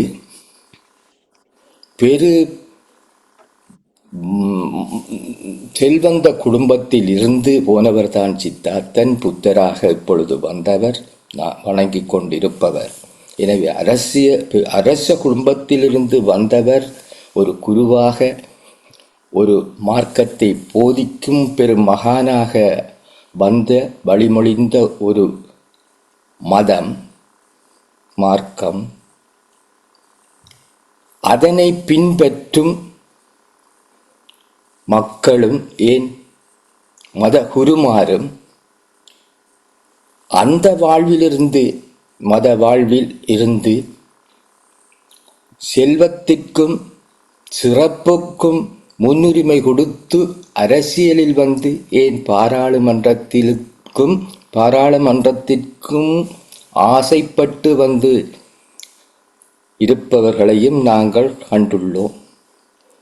அப்படி அதே காவி உடை அணிந்து பாராளுமன்றத்துக்கு வந்து இருப்பது ஏற்றுக்கொள்ளக்கூடியதா, அல்லது செல்வந்தத்திலிருந்து சிறப்பாக விலகி மக்களுக்கு சேவை செய்யும் என்று வந்த அந்த அந்த சித்தார்த்தர், அந்த கௌதம புத்தர் காட்டிய வழியில் வந்து சேவை புரிவது சிறந்ததா?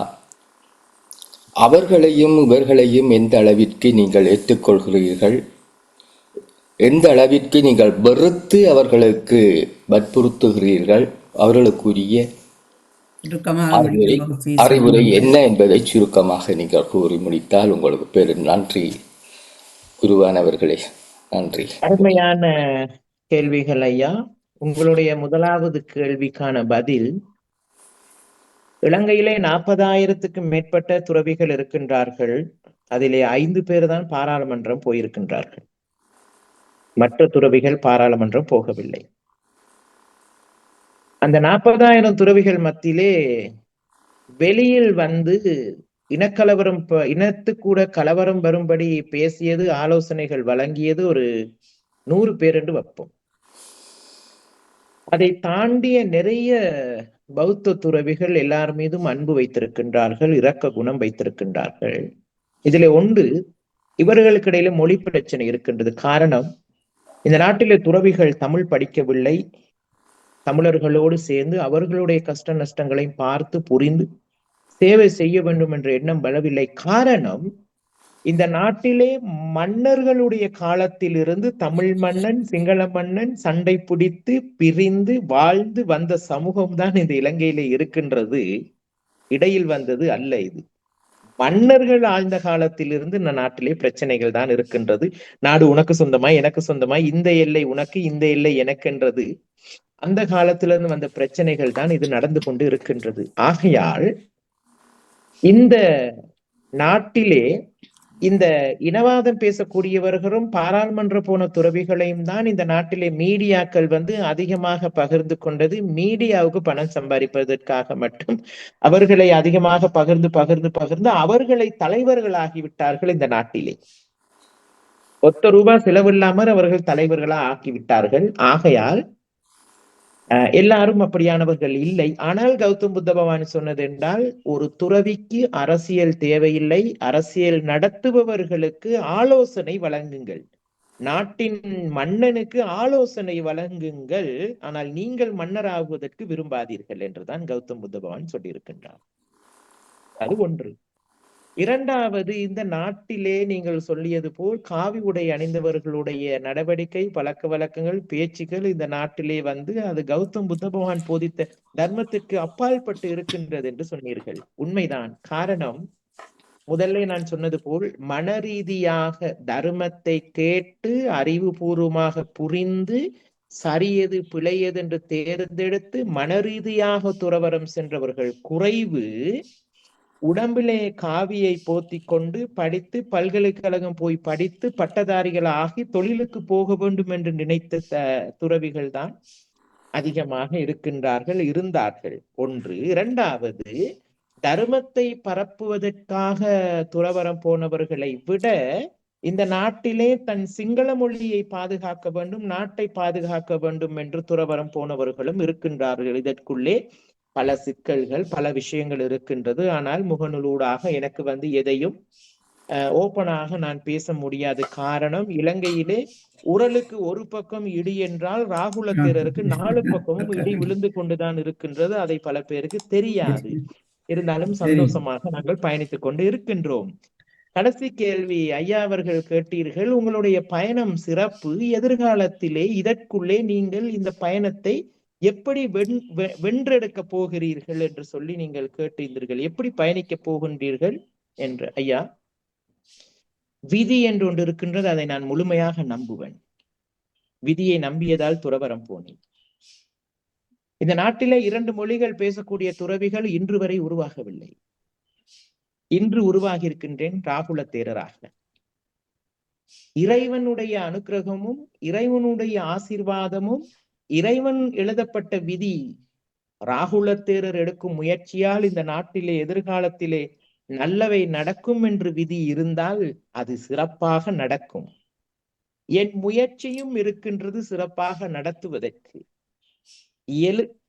தர்மம் சொல்லுகின்றது, எழுந்து நின்று போராடு எரிமலையும் வழிகாட்டும். எழுந்து நின்று அன்பு என்ற ஆயுதத்தோடு, இரக்கம் என்ற அரவணைப்போடு எழுந்து நின்று பயணிப்போம், எரிமலையும் வழிகாட்டும். கொஞ்ச நாள் பொறுத்திருந்து பாருங்கள், ராகுல தேரருடைய பயணம் எப்படி சிறப்பாக. சிறப்பு வாழ்த்துக்கள் உங்களுக்கு. அடுத்ததாக சிவதர்ஷினி ராகவன் சுவிஸ் நாட்டில இருந்து. வணக்கம் வாணிமோகன் ஜியா நடேசன் மற்றும் ராகுலதிரர் ஐயா உங்களுக்கும். இன்றைக்கு நான் ஒரு வித்தியாசமாக உணர்கிறேன். 4 மதத்தை சேர்ந்தவர்கள் ஒரே தளத்திலே முதன்முறையாக நான் அந்த உணர்வை இன்று பெறுகிறேன். அந்த வாய்ப்புக்கு நன்றி ஜியா நடேசன், நீங்கள் அதை தந்திருக்கிறீங்க. உங்களுடைய பேச்சை, ஐயாவுடைய பேச்சை நான் கேட்டுக்கொண்டு முழுமையாக கேட்கல. நான் கேட்ட விஷயம் ஒன்று காதில் அப்படியே சடார் என்று விழுந்தது. மத தலைவர்களுக்கு அதாவது பௌத்த மத தலைவர்களுக்கு கொடுக்குற முக்கியத்துவத்தை மற்ற மத தலைவர்களுக்கு கொடுப்பதில்லை என்று நீங்க அதுக்கு சொல்லி உங்களோட மத தலைவர்களுக்கு நீங்க முதல் கொடுக்குற முக்கியத்துவம் தான் நாங்க பெருகியது என்று. அது 1000ல் ஒரு வார்த்தையாக இருந்தது. முதலில் நாங்கள் மதிக்கிறோம், நாங்கள் அந்த மரியாதையை கொடுக்கும்போது மற்ற மத தலைவர்களும் அவர்களுக்கு அந்த கௌரவத்தை கொடுப்பார்கள். மற்ற அந்த ஆடையை பொறுத்தவரையிலும் ஒருவரை இவர் மத தலைவர் என்பதை பிரதிபலிக்கிற வகையிலே அந்த ஆடை இருக்கும்போது எல்லோருமே அந்த மரியாதையை கொடுப்பாரு. தெரியாத போது நாங்கள் அதை கொடுப்பதற்கு சங்கடம், கஷ்டம். மிக பிடித்த விஷயமாக இருந்தது. உங்கள் பயணம் இன்னும் இன்னும் நன்றாக அமைய வேண்டும். அதே நேரம் எத்தனை தடைகள் வந்தாலும் தொடர வேண்டும். இந்த 2 மொழி, தமிழ், உங்கள் மொழியை இங்கு எங்களுக்கு உங்கள் வாயால் தமிழை கேட்பதற்கு மிக சந்தோஷமாக இருக்கிறது. நன்றி எல்லா பணிகளுக்கும். நன்றி, மிக்க மிக்க நன்றி. நன்றி. சிவசசிராவன் அதுதாக எங்களோட பாம்பு தோப்பாளினி சகோதரி. நான் பாலன். பாலன் வாங்கோ. மணிக்கோண சகோதரி. நன்றி சகோதரி. மதிப்புக்குரிய எங்க ஐயா ராகுலதேர் ஐயாவுக்கு இனிமையான மதிய வணக்கம். நலமா இருக்கீங்களா? நல்ல சோமா இருக்கிறேன். நீங்க சோமா இருக்கிறீங்களா? ஓம் ஐயா, நல்ல சோமா இருக்கேன். நன்றி ஐயா. நானும் யாழ்ப்பாணத்தை சேர்ந்தேன் தான். யாழ்ப்பாணத்தை இப்ப லண்டன்ல இருந்து வைக்கிறேன் ஐயா. உங்களோட யூடியூப்ல உங்களோட சேனல் தப்பா நான் பாக்குறேன். சந்தோஷமா இருக்கு. உங்களோட தமிழாக்க சந்தோஷமா இருக்கு. நீங்க அந்த சந்தோஷமா இருக்கு ஐயா. நீங்க அந்த எல்லா இன மக்களையும் ஒரு மித்து ஆளவன்னு சொல்லி உங்களோட பேச்சுக்கள் எனக்கு சந்தோஷம். ஆனா ஒரு சிலர் தான் என்ன ஆடுறதுக்காக இப்படி வாழணும்னு சொல்லி, நான் பெண்டகோஸ்ட் கிறிஸ்டியன். இந்த ரீதியில வேதாகமத்துல இருக்கிற வசனங்கள் இருக்குது. பிதாக்கள் செய்யற பாவங்களை 3ஆம் 4ஆம் தலைமுறை மட்டும் தேவன் விசாரிக்கிறவராக இருக்கிறார் என்று சொல்லி இருக்குது. இப்ப வேல் செய்து போயினோம், அதெல்லாம் இந்த பிள்ளைகளுக்கு தானே போகுது.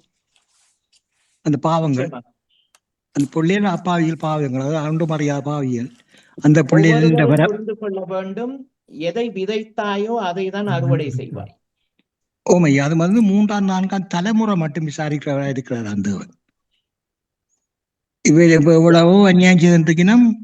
ஒரு சிலர் வந்து நல்ல, இப்போ இந்த ஜனாதிபதி நல்ல இதா செய்திருக்கிறார், அவருக்கும் எதிர்ப்புகள் விளம்பிக் கொண்டிருக்கிறார். நியூஸ்ல பார்த்து நான் இல்ல இப்படிதான் ஐயா, அதான் நான் முதலையும் சொன்னேன். இயேசுநாதர் வாழ்ந்த காலத்தில் பிரச்சனைகள் இருந்ததா இல்லையா? இருந்தது. எவ்வளவு இருந்ததோ. புத்த பகவான் வாழ்ந்த காலத்தில் பிரச்சனைகள் இருந்தது. முகமது நபி அவங்க வாழ்ந்த காலத்தில் பிரச்சனைகள் இருந்தது. மகான்கள் வாழ்ந்த காலத்திலே பிரச்சனைகள் இருந்ததாக இருந்தால் இப்பொழுது பிரச்சனைகள் இல்லை என்று நாங்கள் நினைக்கவும் முடியாது. இது போக வேண்டும். இரண்டு ஐயா, நான் என்ன கேள்வி உண்டு, இப்படி எல்லா இன மக்களும் ஒரே சமனான ஒரு சூழ்நிலை கொண்டு வந்து அதாவது கஷ்டம். அப்படி கொன்றீராதோ ஒரே வாரி அந்த சமுதாயத்தை உருவாக்க இல்லாதோ, சட்டத்தை மாற்றியே செய்யலாமா?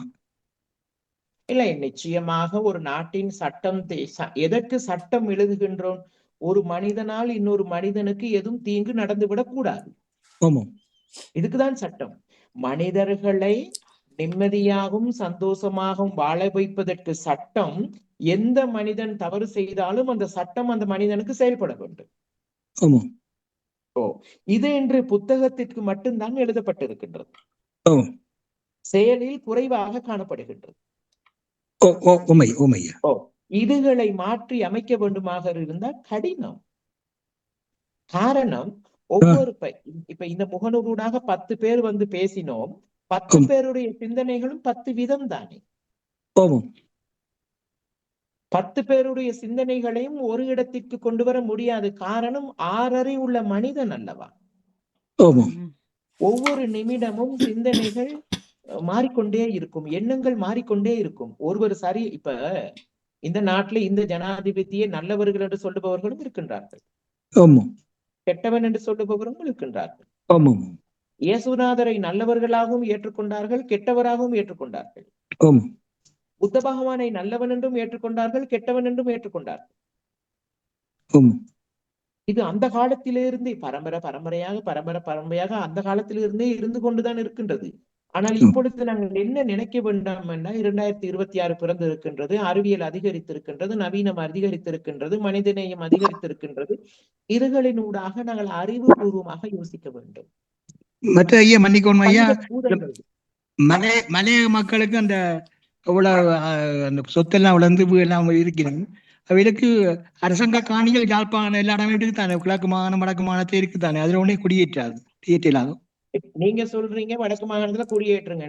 கிழக்குல எத்தனை பேர் ஏற்றுக்கொள்வாங்க மலையக மக்களை குடியேற்றுவதற்கு?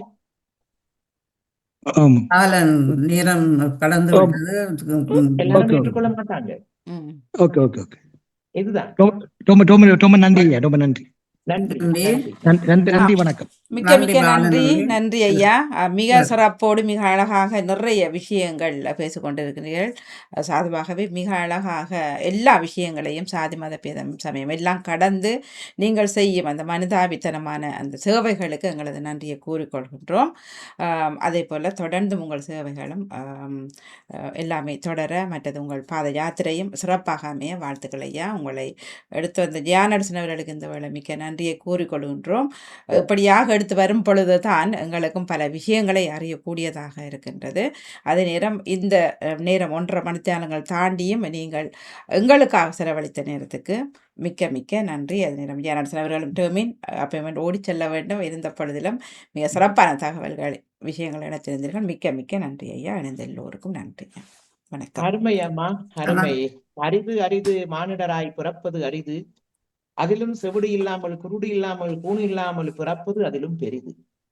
கிடைத்த மனித வாழ்க்கையில் இந்த நேரத்திலே அந்த அம்மையார் அவர்களுக்கும் இதிலே கலந்து கொண்ட அனைத்து நல்லுள்ளங்களுக்கும் மனமாற நன்றிகளை தெரிவித்துக் கொள்ளுகின்றோம். நீங்களும் இலங்கையில் இருந்து பல வெளிநாடுகளுக்கு சென்றாலும் உலகத்திற்கு அன்பை கொடுக்க வேண்டும், பிரச்சனைகளுக்கு தீர்வை கொடுக்க வேண்டும் என்று நேரங்களை ஒதுக்கி பணத்தை செலவழித்து தொலைபேசியின் முன்னால் அமர்ந்து கணனி முன்னால் அமர்ந்து இந்த நேரத்தை கடத்தினர்கள். யாருக்காக? உலகம் வாழும் மக்களுக்காக. ஆகையால் எம்மையும் இந்த நிகழ்ச்சிக்கு ஏற்கனவே தொடர்பு கொண்டு எம்மை அழைத்த அம்மையார் அவர்களுக்கும் நன்றி, உங்களுக்கும் நன்றி. வாழும்போது வாழ்த்துவோம், வாழும்போது மரணத்தை அழகுபடுத்துவோம். இதனை ஒரு விஷயம் எனக்குள் வந்தது. இப்போ ஒவ்வொருத்தரும் கேட்ட கேள்விகளை நீங்கள் தட்டி கழிக்காமல் அதனை மனதில் நிறுத்தி, இப்போ உதாரணத்துக்கு சொல்ல போனால் ஈஸ்வரன்னா நிறைய விஷயங்கள் ஈஸ்வரன் நான் சொன்னதில் ஒன்றென்றால் என் மனதில் பட்டது. ஆனால் அவ்வளவற்றை நீங்கள் உள்வாங்கி ஒவ்வொருத்தராக கேட்டுகளுக்கு ஒவ்வொன்றாக அந்த சொன்ன விஷயங்கள் உண்மையிலேயே பாராட்டத்தக்கது.